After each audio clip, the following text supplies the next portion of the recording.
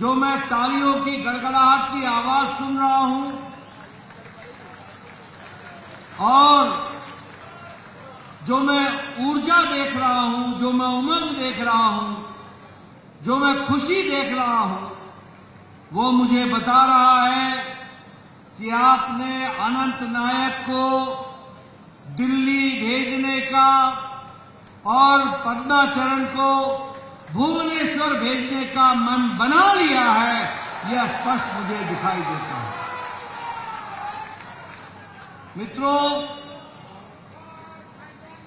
इस बार साफ दिख रहा है कि उड़ीसा ने लोकसभा में 21 की 21 सीटें मोदी जी के आशीर्वाद से भारतीय जनता पार्टी को देने का निर्णय कर लिया है। और ऐसे ही इस बार नवीन बाबू को आराम देने का मन और बीजेपी को काम देने का मन उड़ीसा की जनता ने बना लिया है और सरकार भारतीय जनता पार्टी की बनाने का भुवनेश्वर में भी मन बना लिया है, ये बात स्पष्ट दिखती है। मित्रों, 10 साल में मोदी जी ने, भारत के यशस्वी प्रधानमंत्री जी ने भारत की राजनीति, भारत का चाल चरित्र, भारत की राजनीति की परिभाषा सब कुछ बदल डाली है। 10 साल पहले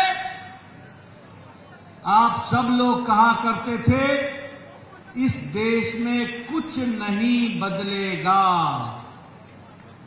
10 साल पहले आप सब लोग कहा करते थे, राजनीति ऐसे ही चलेगी, कुछ बदलने वाला नहीं है, सब लोग हमें हमारे हाल पर छोड़ देते हैं।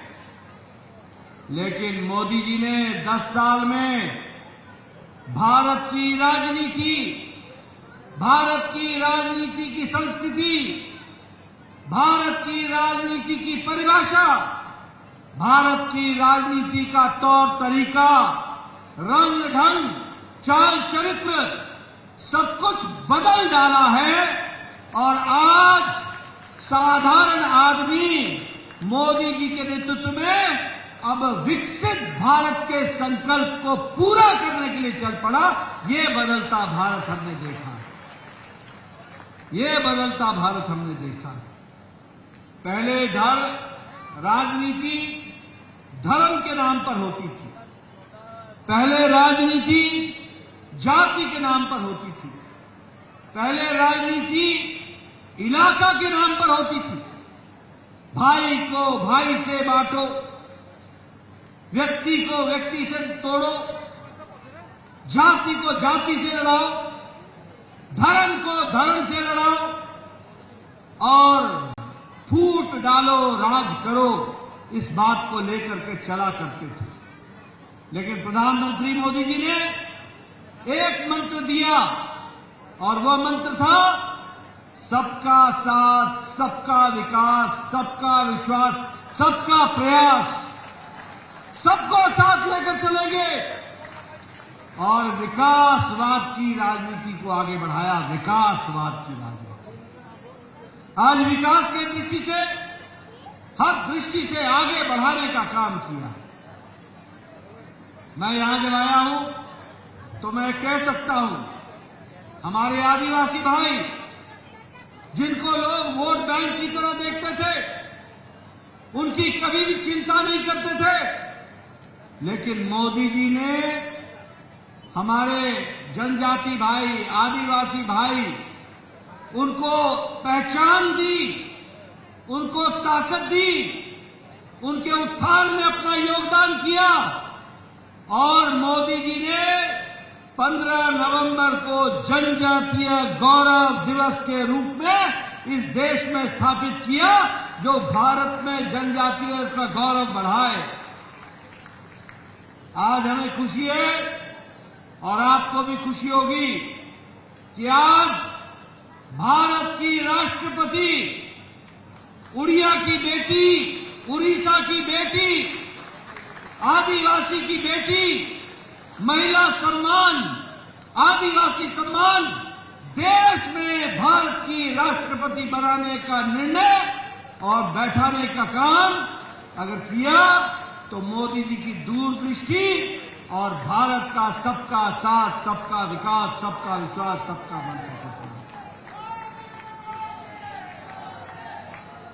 मित्रों, आपको जानकर खुशी होगी कि भारत में एकलव्य मॉडल रेजिडेंशियल स्कूल, ताकि हमारे आदिवासी भाई का बेटा, हमारी आदिवासी बेटे भाई की बहन बेटी ये आज अच्छी शिक्षा ले सके। और इसके लिए मोदी जी ने एकलव्य रेजिडेंशियल स्कूल का बजट, आर्थिक सहायता 1 गुना नहीं, 2 गुना नहीं, 5 गुना नहीं, 10 गुना नहीं, 20 गुना नहीं, 21 गुना बजट बढ़ा दिया, ताकि हमारे कोई भी आदिवासी घर से निकला हुए बेटी या बेटा, उसको पढ़ाई में दिक्कत ना हो, उसको पढ़ाई की जा सके। उसी तरीके से एमएसपी हमारे आदिवासी भाइयों के प्रोड्यूस पर सिर्फ 10 सामान पर मिलता था एमएसपी। प्रधानमंत्री मोदी जी ने इसको बढ़ा करके 90 प्रोड्यूस, फॉरेस्ट प्रोड्यूस, जो जंगल से प्रोड्यूस होता है, उसको बढ़ाने का काम किया तो प्रधानमंत्री मोदी जी ने किया। मैं यहां ये भी बताना चाहता हूं, इज्जत घर, खुले में शौच को रोकने के लिए अगर देश में 12 करोड़ इज्जत घर बने तो 1.5 करोड़ घर इज्जत घर मोदी जी ने आदिवासी बहनों के लिए और आदिवासी परिवारों के लिए देने का काम किया, जनजातियों को देने का काम किया। मित्रों, आज हम ये कह सकते हैं कि मोदी जी ने गांव गरीब को मजबूती देने का काम किया, लेकिन आपके यहां उड़ीसा में जो बीजेडी की सरकार है, बीजू जनता दल है, उसने गांव गरीब और आदिवासी को बहुत तकलीफ पहुंचाई है, बहुत तकलीफ पहुंचाई है। मैं सही बोल रहा हूं क्या? जरा जोर से बोलो, सही बोल रहा हूं क्या? बहुत तकलीफ पहुंचाई है। और इसी कारण से जो आदिवासी, जो उड़ीसा का भाई, जहां खनिज है, जहां हर तरीके की माइनिंग है, जहां विकास के हर तरीके के स्कोप है, वहां हमारा आदिवासी भाई 2 वक्त की रोटी के लिए पलायन कर रहा है, पलायन। मित्रों, मैं बताना चाहता हूं, मोदी जी के नेतृत्व में भारत बहुत आगे बढ़ा, बहुत आगे बढ़ा। आप बताइए, आज अमेरिका की अर्थनीति डगमगा रही है कि नहीं? आज यूरोप की अर्थनीति पीछे जा रही है कि नहीं जा रही है? आज जापान की अर्थनीति पिछड़ रही है कि नहीं पिछड़ रही है? आज चीन की अर्थनीति पिछड़ रही है कि नहीं पिछड़ रही है? दुनिया में कोरोना की मार और यूक्रेन के युद्ध की मार हर एक अर्थनीति को मुसीबत में डाले हुए है, लेकिन मोदी जी के नेतृत्व में भारत ने पिछले 5 साल में 11वें नंबर की अर्थव्यवस्था से छलांग लगा करके 5वें नंबर की अर्थव्यवस्था बन गई, 5वें नंबर की अर्थव्यवस्था। और आपसे मेरा निवेदन है, अनंत नायक को आपने दिल्ली भेजना, मोदी जी तीसरी बार प्रधानमंत्री बनेंगे और 3 साल के अंदर भारत दुनिया की तीसरी आर्थिक शक्ति बन जाएगा, तीसरी आर्थिक शक्ति बन जाएगा। ऑटो में, गाड़ियां बनाने में भारत तीसरे नंबर पर खड़ा है। दवाई बनाने में दुनिया में भारत दूसरे नंबर पर खड़ा है। आज दुनिया में सबसे सस्ती और सबसे असरदार दवा आज भारत बना रहा है। आज स्टील में भारत दूसरे नंबर पर बना है, दूसरे नंबर पर बैठा है। और आपको जानकर खुशी होगी, आपके पास जो मोबाइल है ना, मोबाइल 10 साल पहले इस मोबाइल पे लिखा होता था मेड इन चाइना। 10 साल पहले इस मोबाइल पे लिखा होता था मेड इन जापान। 10 साल पहले इस मोबाइल पे लिखा होता था मेड इन ताइवान। 10 साल पहले इस मोबाइल पे लिखा होता था made in Australia, made in Korea. आज आपके मोबाइल पे लिखा है, देख लेना, made in India, made in Bharat. आज एप्पल भी भारत में बन रहा है।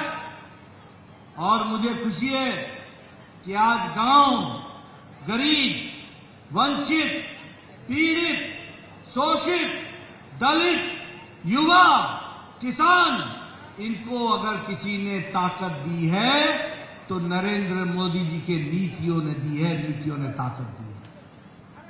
आज हाईवे बन रहे हैं, इंटरनेट पहुंच रहा है, रेलवे का विकास हो रहा है। 26,000 किलोमीटर रेलवे बने हैं, 26,000 किलोमीटर की सड़क, रेलवे ट्रैक बने हैं और एयरपोर्ट्स दुगने हो गए हैं, दुगने हो गए हैं।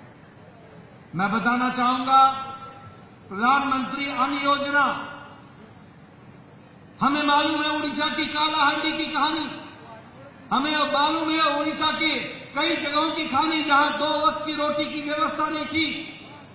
मोदी जी ने प्रधानमंत्री गरीब कल्याण अन्न योजना, ये प्रधानमंत्री गरीब कल्याण अन्न योजना ने 80 करोड़ की जनता को और 3,20,000 हमारे उड़ीसा की जनता को, क्षमा करिएगा, 3,20,00,000 उड़ीसा की जनता को और क्योंझार में 18.5 लाख लोगों को मोदी जी का 5 किलो गेहूं या 5 किलो चावल और 1 किलो दाल पहुंच रहा है प्रधानमंत्री ग्रामीण अन्न योजना, गरीब अन्न योजना के तहत। इसका फर्क क्या पड़ा है? इसका फर्क ये पड़ा कि जब हम 80 करोड़ की जनता को और 3,20,00,000 उड़ीसा की जनता को और 18.5 लाख क्योंझार की जनता को जब हम ये व्यवस्था पहुंचाते हैं तो इस व्यवस्था के कारण 25 करोड़ लोग भारत के आज गरीबी की रेखा से ऊपर उठ जाते हैं, उनका विकास हो जाता है। इस तरीके से काम हो रहा है। मैं यहां ये भी आपको बताना चाहूंगा कि अगर हम बात करें तो मोदी जी ने तय किया है कि अब दाल में और तेल में भारत अगले 5 साल में आत्मनिर्भर हो जाएगा, आत्मनिर्भर हो जाएगा। अब हमको दाल और तेल बाहर से नहीं मंगाना पड़ेगा। और मोदी जी ने यह भी तय किया है कि मोटा अनाज, श्री अन्न जिसको हम कहते हैं, वो श्री अन्न हमारे किसानों को मजबूती देगा और दुनिया का हब, दुनिया का सबसे बड़ा मार्केट और कोई नहीं होगा, भारत होगा। श्री अन्न का भारत होगा और भारत की खपत होगा। मित्रों, हमारी बहनें बैठी हैं बड़ी संख्या में। आज इनके यहां उज्ज्वला का गैस कनेक्शन पहुंचा है और उज्ज्वला में लगभग क्योंझार में 35,000 और उड़ीसा में 53 लाख और देश में 10 करोड़ लोगों को गैस का सिलेंडर पहुंचा है। इन बहनों से तकलीफ पूछिए। 10 साल पहले ये गांव में, जंगलों में जाकर वहां से इकट्ठा करती थी लकड़ी, गीली लकड़ियां लाकर जलाती थी, फूकनी से फूक करके धुएं के बीच में घर की रोटी बनाती थी, चाय बनाती थी और 200 सिगरेट के बराबर का धुआं अपने फेफड़ों में लेती थी। फेफड़ों की बीमारी हो जाती थी। आज मोदी जी ने इनको उससे मुक्ति दिला दी। 10 करोड़ गैस के सिलेंडर घर घर पहुंचाने का काम उज्ज्वला योजना में मोदी जी ने किया, यह भी हमको ध्यान में रखना चाहिए। और आगे याद रखना बहने, आपको भी मैं बताना चाहता हूं, अब गैस का सिलेंडर में नहीं आएगा। आने वाले समय में गैस का सिलेंडर, सस्ता गैस पाइप से आपके घर में पहुंचाया जाएगा, पाइप से आपके घर में पहुंचाया जाएगा। प्रधानमंत्री आवास योजना, अगर मैं प्रधानमंत्री आवास योजना की बात करूं तो आपको मैं बताना चाहता हूं कि हमारे यहां बैठे हैं बहुत से लोग, इनको मालूम होगा कि पहले प्रधानमंत्री आवास योजना में एक पंचायत में 2 इंदिरा आवास योजना मिलती थी, 2, एक पंचायत में 2। मोदी जी ने पिछले 10 सालों में 4 करोड़ प्रधानमंत्री आवास योजना बनाए, 4 करोड़। एक पंचायत में 20-20, 40-40 मकान बने, एक पंचायत में। और अब मोदी जी ने तय किया है कि इस देश में कोई भी कच्चे छत के नीचे नहीं रहेगा, इसलिए अगले 5 साल में 3 करोड़ घर और बनेंगे, 3 करोड़ घर और बनेंगे। और एक बात और आपको बता दूं मैं, और वो आपके ध्यान के लिए, कि अब आपका बिजली का बिल 0 हो जाएगा, 0 हो जाएगा।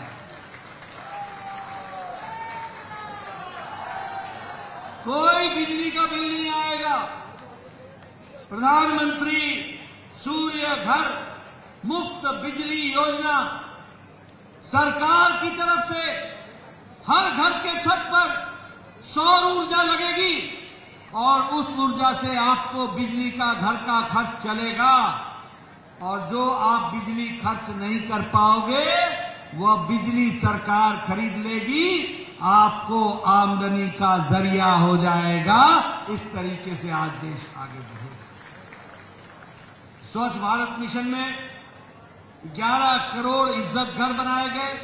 हमारी बहनें बैठी हैं, पहले क्या जिंदगी थी।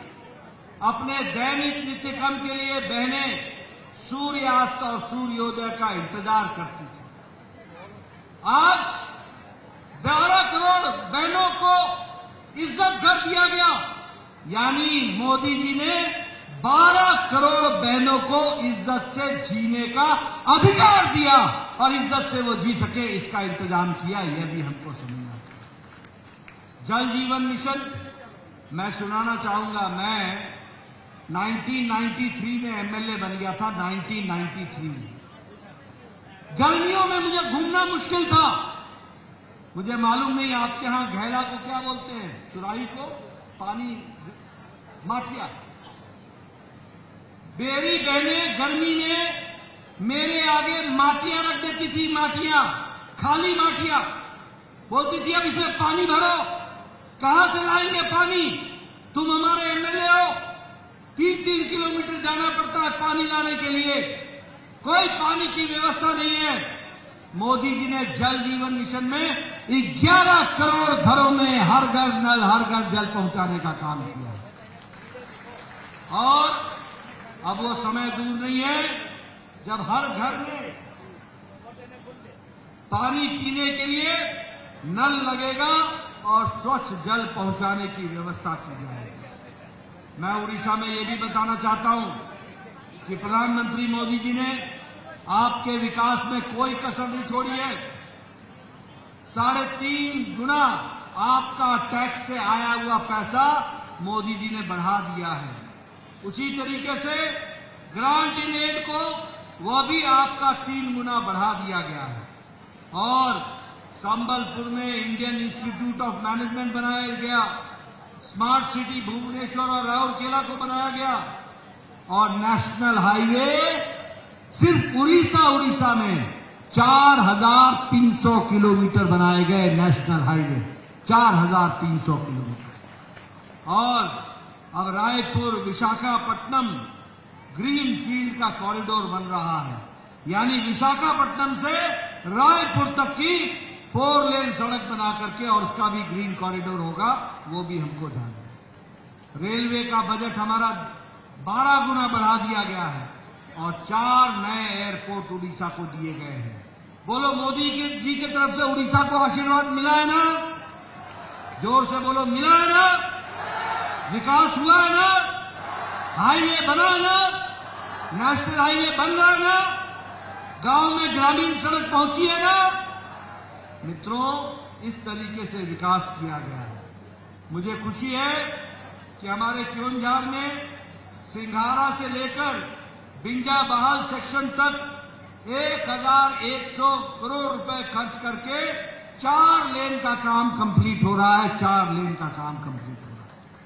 मुझे खुशी है कि आज 162 किलोमीटर का बंस पानी से लेकर दैत्री से लेकर टेम्पू से लेकर जागपुरा तक रेलवे लाइन बिछाई जा रही है और उसका काम चल रहा है। और आपके यहां सिमलीपाल कई चटनी, इसको जीआई टैग मिल गया है और इस तरीके से उसका विकास किया जा रहा है। और इसीलिए मैं आपसे निवेदन करने के लिए आया हूं कि लोकसभा में अनंत नायक को और करंजिया के हमारे एसी के असेंबली के कैंडिडेट पद्माचरण हाईबरू को आप चुनाव जिता करके भेजिए और उड़ीसा का विकास कीजिए, उड़ीसा को आगे बढ़ाइए। मित्रों, मैं यहां ये भी आपको बताना चाहता हूं, आप बताइए कि उड़ीसा का आज प्रशासन कौन देख रहा है? कौन देख रहा है? मेरे को सुनाई नहीं दिया, इधर से आवाज नहीं आई। कौन बस चला रहा है? ये कहां का रहने वाला है? कहां का रहने वाला है? क्या हाल हो गया? कोई उड़ीसा का बेटा नहीं, कोई उड़ीसा की बहन नहीं, कोई उड़ीसा के धरती से पैदा हुआ व्यक्ति नहीं जो उड़ीसा का प्रशासन चला सके। मित्रों, आपने 25 तारीख को और 1 तारीख को कमल के बटन पर आपने बटन दबा देना, उड़ीसा का बेटा या बेटी उड़ीसा में राज करेगी। इस बात का आपको मैं विश्वास दिलाता हूं। आप बताइए, ये उड़ीसा का प्रशासन आउटसोर्स कर दिया गया। बोलो, ये हालात होने चाहिए क्या? होने चाहिए क्या? कोई उड़ीसा का नेता नहीं रह गया, किसी एमएलए को बोलने की ताकत नहीं, किसी एमपी को बोलने की ताकत नहीं।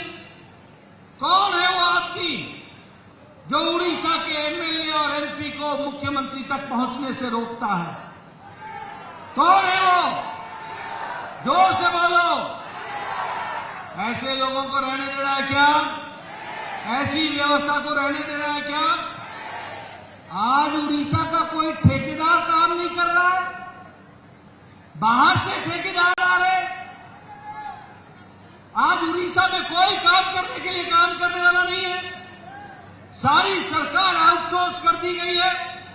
आप बताइए, लक्ष्मी बस के चलाने वाला ठेकेदार, वो भी कोई ठेका उड़ीसा के पास नहीं है, वो भी बाहर से। आप बताइए, सिंचाई के संसाधन, कोल्ड स्टोरेज, टेक्सटाइल की कंपनियां, चीनी के कारखाने, ये सब बंद हो गए कि नहीं हो गए हैं? बंद हो गए कि नहीं हो गए? मैं पीछे से आवाज सुनना चाहता हूं, पीछे से। बंद हो गए कि नहीं हो गए? बंद हो गए कि नहीं हो गए? ये किसकी करतूत है? बताओ, ऐसे शासन को चलने देना है क्या? आजकल यहां पर स्कूल ड्रेस, बच्चों की साइकिलें, खाद्य की सुरक्षा के सामान, ये भी बाहर की कंपनियां दे रही हैं। क्या उड़ीसा का कोई लाल स्कूल का ड्रेस नहीं बना सकता? क्या उड़ीसा का कोई लाल बच्चों को साइकिलों को देने का ठेका नहीं ले सकता? क्या उड़ीसा का कोई लाल कोई सिक्योरिटी का ठेका नहीं ले सकता? बताओ, ऐसे ही सरकार रहने देनी है क्या? रहने देनी है क्या? अब बताओ, ये रत्ना भंडार का किसने खजाना लूटा? जय जगन्नाथ का खजाना किसने लूटा? और भंडार की चाबी किसके पास है? और भंडार की चाबी किसने गायब की? आप सब लोग बहुत अच्छे हैं, बड़े समझदार हैं, जानकार हैं, लेकिन रत्ना भंडार की चाबी आपने, इस चुनाव में चाबी आपके पास है, आपने चाबी घुमा देनी, रत्ना भंडार की चाबी मिल जाएगी और रत्ना भंडार में दूध का दूध, पानी का पानी हो जाएगा। मित्रों, मैं ये बताना चाहता हूं कि आज आवश्यकता है, बीजू जी को आराम चाहिए, उनको आराम दो। बोलो, उनको आराम दोगे ना? उनको आराम दो। वो, उनको आराम चाहिए, काफी लंबे समय उन्होंने राज किया। और जो बाहर के हैं उनको बाहर भेजो और उड़ीसा के व्यक्ति को उड़ीसा की कमान संभालो और कमल पर अपना बटन दबाओ और कमल का आशीर्वाद प्राप्त हो, इस बात की चिंता करो। मित्रों, मैं यहां ये भी कहना चाहता हूं, ये जो कांग्रेसी भाई है ना, ये जो इंडी है, गठबंधन है, ये कांग्रेसी भाई कुछ नहीं है।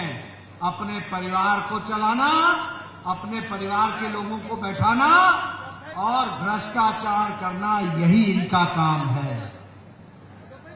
ये सारे इंडी गठबंधन, ये सब लोग तुष्टीकरण की राजनीति कर रहे हैं।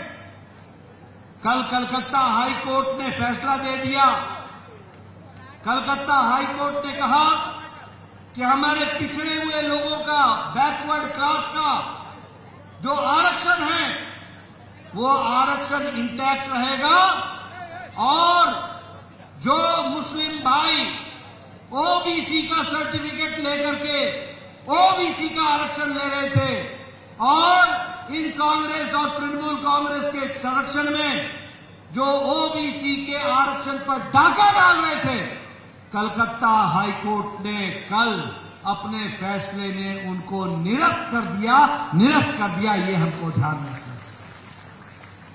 मित्रों, मोदी जी ने साफ कहा है कि जब तक मोदी है, कोई भी आदिवासी के आरक्षण पर, हमारे दलित भाई के आरक्षण पर और हमारे पिछड़ा और अति पिछड़ा के आरक्षण पर कोई डाका नहीं डाल सकेगा। ये आरक्षण उनको मिलता रहेगा। लेकिन ये जो घमंडिया गठबंधन है, ये जो ममता है, ये जो सोनिया गांधी है, ये जो खड़गे है, ये जो डीएमके के लोग हैं, ये सब लोग आपके आरक्षण पर डाका डालने का काम कर रहे हैं। डाका डालने, आपका आरक्षण लेकर के मुस्लिम तुष्टीकरण करना चाहते हैं, माइनॉरिटी को देना चाहते हैं, अल्पसंख्यक को देना चाहते हैं। बोलो, होने देना है क्या? जोर से बोलो, होने देना है क्या? अगर नहीं होने देना है और मोदी जी को मजबूत रखना है और मजबूत सरकार चलानी है, तो आपके पास रास्ता एक है, कमल, कमल और कमल। बोलिए, मोदी जी को आशीर्वाद मिलेगा ना? मिलेगा ना? अनंत नायक को लाओगे ना? और पद्मचरण हाईकोर्ट को लाओगे ना? फिर एक बार, फिर एक बार, फिर एक बार, अब की बार, अब की बार, अब की बार। बहुत बहुत धन्यवाद। जय भारत, जय उड़ीसा।